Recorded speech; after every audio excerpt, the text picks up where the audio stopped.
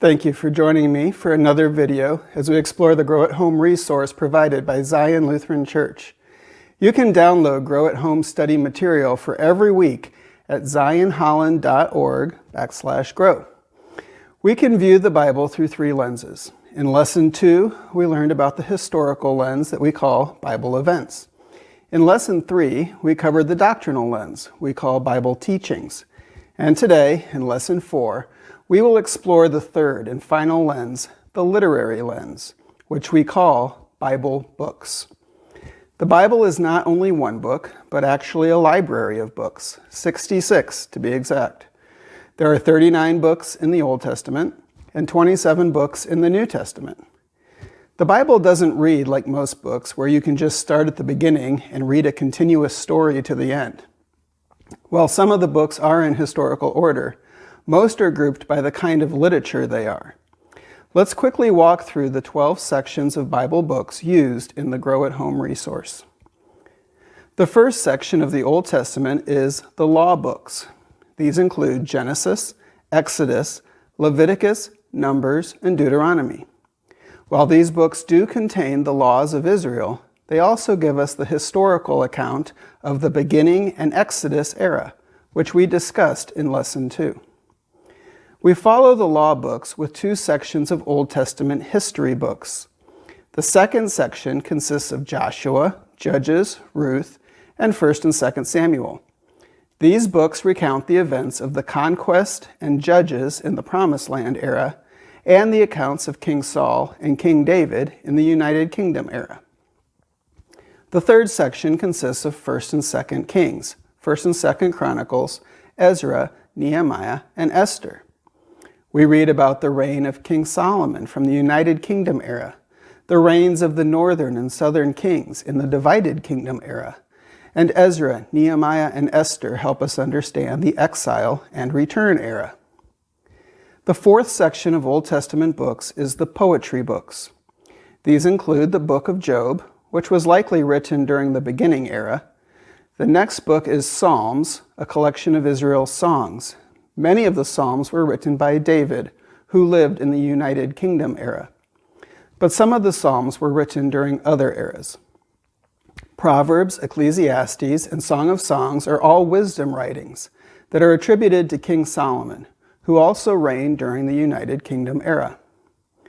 The fifth section in the Old Testament is the major prophets, and the sixth section is the minor prophets. They are called major or minor simply based on the length of their books. The major prophets include Isaiah and Jeremiah in the divided kingdom era, and Ezekiel and Daniel in the exile and return era. Lamentations is a short book included in the major prophets because it was likely written by Jeremiah. The minor prophets include Hosea, Joel, Amos, Obadiah, Jonah, Micah, Nahum, Habakkuk, and Zephaniah in the divided kingdom era, and Haggai, Zechariah, and Malachi in the exile and return era. The first section of New Testament books are the four Gospels of Jesus Christ: Matthew, Mark, Luke, and John. Each of these books gives us an account of Jesus' life, death, and resurrection. The rest of the books gives us understanding of the early church era. The second section includes Acts, the book of early church history, and then 3 church letters written by Paul, Romans, and 1st and 2nd Corinthians. The third section includes more church letters by Paul: Galatians, Ephesians, Philippians, Colossians, and 1st and 2nd Thessalonians. In the fourth section, we find personal letters written by Paul: 2 letters to Timothy, 1 letter to Titus, and 1 letter to Philemon. The next group of books are the general letters, written by a variety of individuals to Christians in a broader context.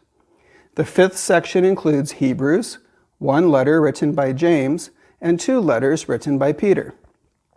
The sixth section includes 3 letters written by John, a letter by Jude, and finally the book of Revelation, that could be classified as its own category, but also includes structure like a letter. Each week you will have at least 1 book assigned in the Grow at Home material.